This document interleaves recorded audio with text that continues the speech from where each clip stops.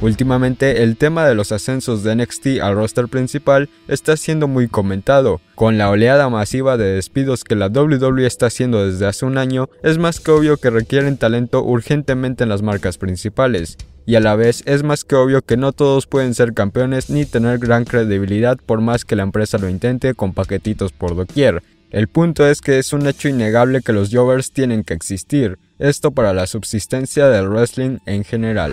Normalmente este puesto lo ocupan luchadores que van iniciando o que no están preparados para ser el foco de alguna historia y ni se hable de ostentar algún campeonato. Se habla mucho de los malos manejos por parte del equipo creativo, en las marcas principales sobre todo. En cambio, poco se habla de que no hay tantos luchadores que verdaderamente estén preparados para lo que la gente tanto pide. Es por eso que el día de hoy revisitaremos esos ascensos que no estaban listos para el roster principal, ya sea porque fallaban a la hora de cortar promos, carecían de personalidad o personaje, o simplemente su estilo de lucha no encaja con el limitado estilo del roster principal, aclarando que no es un listado de fracasos, sino luchadores que no estaban listos por X o Y razón en el momento en que fueron ascendidos. Sin más que añadir, el día de hoy en Sweet Wrestling te presento 5 luchadores que no estaban listos para el roster principal. Comencemos.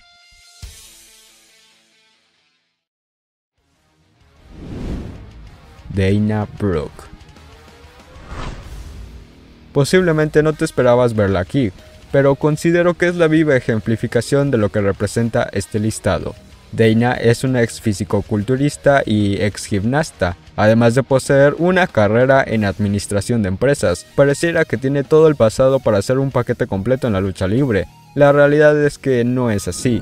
Desde su llegada en 2013, realmente recién ha estado aprendiendo a luchar, cosa que se le dejaba claro en NXT con su manejo poniéndola en un equipo junto a Emma, e incluso a ser jobber y competidora de relleno, siendo el momento más destacado de su carrera por la marca amarilla el ser derrotada frente a Asuka en un takeover. ¿Cuál es el problema? Hasta acá realmente ninguno. Es muy común, al menos en WWE, que los que van recién comenzando sus carreras como luchadores sean usados como jobbers o para rellenar unas historias. Bueno, Dana con este mismo fin fue enviada al roster principal para ser peletera de Charlotte Flair, esto para mantener su estatus de heel cobarde.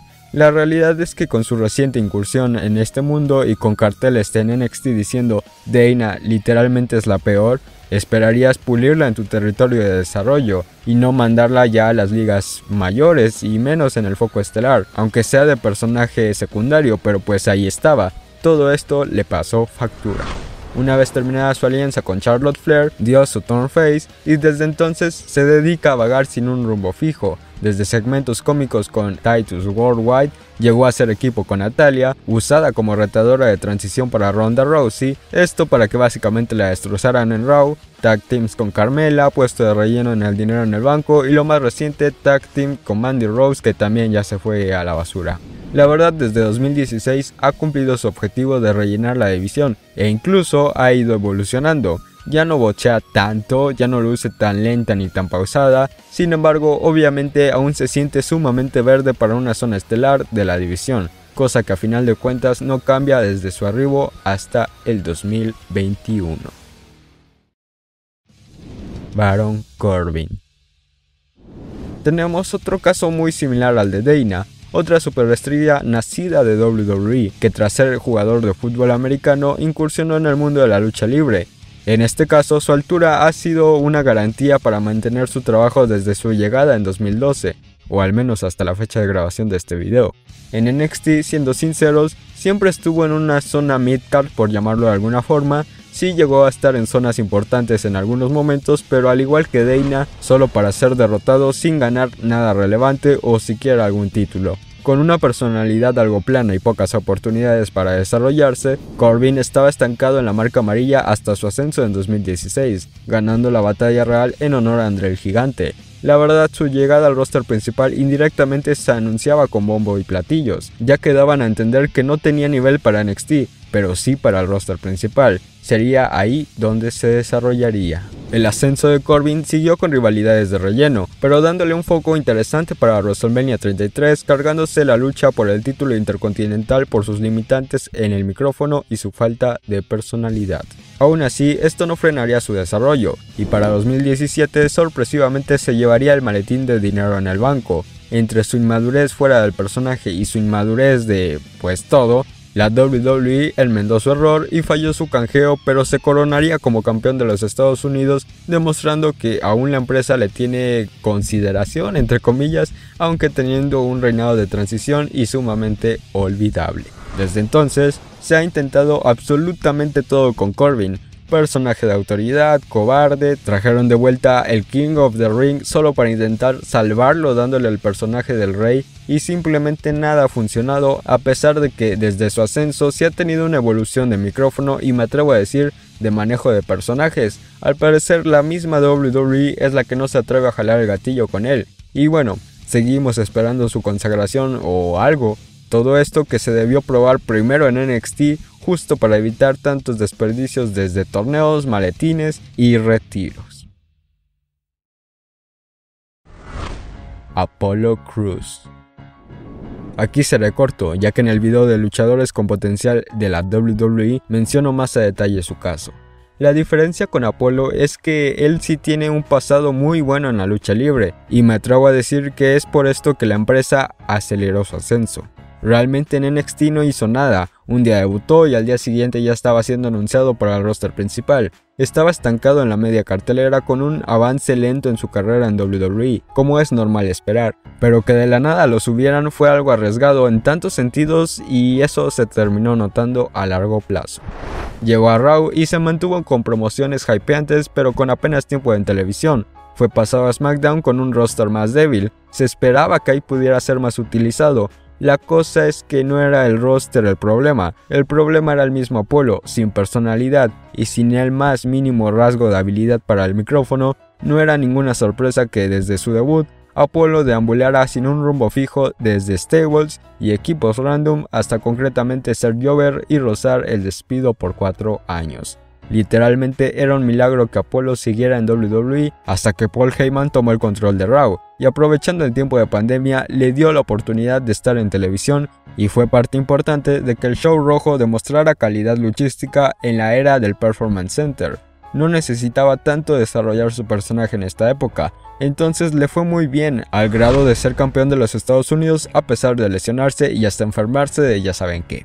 En este punto vieron que Apollo podía desarrollarse y seguir evolucionando, solo había que ayudarlo, y tras perder el título fue enviado a SmackDown y comenzó a gestarse su turn heel de la mano de Daniel Bryan y su poder creativo. Apollo se acordó que era 0.00095% nigeriano, adoptó una personalidad más agresiva y suelta en el ring, además de que se le dio un manager imponente para desarrollarse con una actitud cobarde. Hoy en día Apollo goza de un empuje como campeón intercontinental, demostrando que en efecto tiene la posibilidad de seguir evolucionando y no quedarse estancado como lo hizo en un principio, y esos 4 años desperdiciados fueron causados porque, como deducirán, no estaba listo.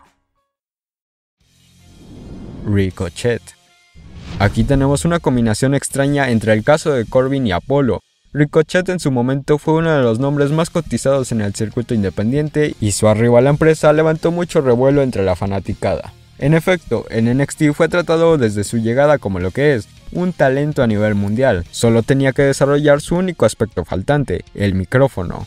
Pero mientras tanto, tuvo el goce de darnos buenas rivalidades en la marca negra y dorada, e incluso logró ostentar el título norteamericano de la marca, pero tras esto, rápidamente fue ascendido al roster principal, esto aún faltándole bastante por hacer en la zona estelar de NXT. Daban a entender que se sentían emocionados por el estatus del volador, al parecer se emocionaron de más. Tras dejar su tag team random con Aleister Black en 2019, fue enviado a Raw. Su verdadera oportunidad llegaba con un ascenso rápido tras vencer a Samoa Joe y consagrarse como campeón de los Estados Unidos. La fe de los directivos en Ricochet se mantenía, al grado de enfrentarlo al mismísimo AJ Styles por el campeonato en una rivalidad de ensueño que se dio incluso para el importante evento de SummerSlam, esto independientemente de su reinado de apenas 21 días. Después de esto ya comenzó a ser utilizado como relleno en el Rey del Ring, en el equipo de Hogan de camino a Crown Jewel y parte del equipo de Raw en Survivor Series. La empresa lo mantenía relevante y saliendo en televisión cada semana, y lo usaron como retador de transición para Brock Lesnar a inicios de 2020 por el título de la WWE. El problema es que a la hora de la verdad fue derrotado en apenas 2 minutos. Desde esa vez ya no volvió a ser el mismo. En 2020 cayó incluso al grado de competir por el título 24/7 hasta que tocó fondo e incluso ya ni siquiera sale en televisión.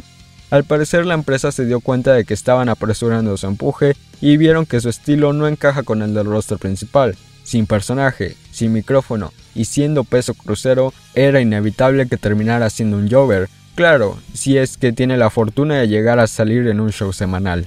Una vez más, el tiempo demostró las carencias de Ricochet, a pesar de la buena iniciativa inicial de la empresa de empujarlo, incluso con gente por fuera de la WWE reconociendo que no estaba listo para lo que la empresa le guardaba. Shinsuke Nakamura.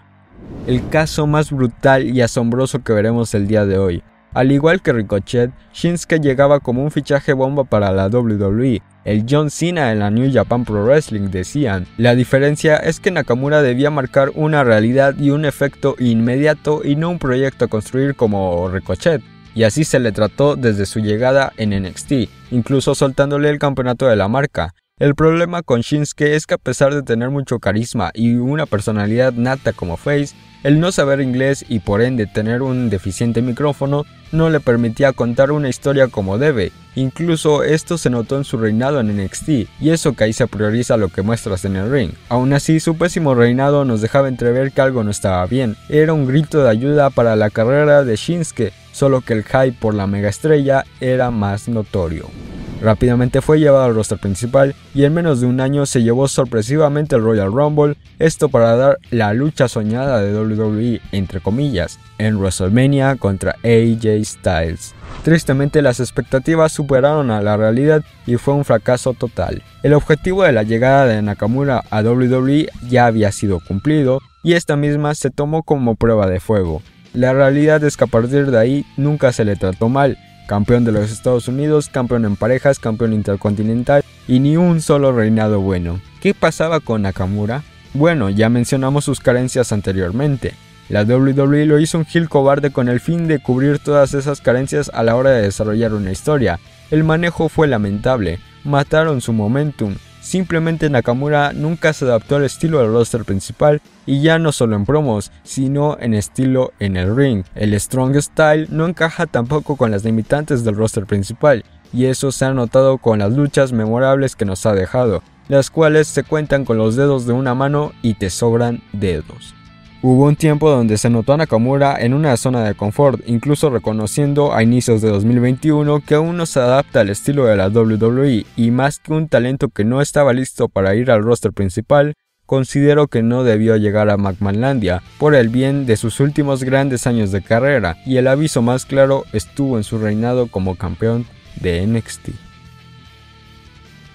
Gracias por ver el video, espero te haya gustado. De ser así, regálame un like y suscríbete, no temas, es totalmente gratis y así me ayudas a seguir creciendo. Déjame en los comentarios para ti cuál no merecía estar aquí o cuál crees que pueda resurgir. También déjame en los comentarios tu listado de cuáles fueron los que no estaban listos. Todo eso te estaré leyendo. Sígueme en Twitter y en Facebook para una conversación más personal. Ambos links estarán en la descripción. Ahora sí, sin más que añadir, gracias por ver.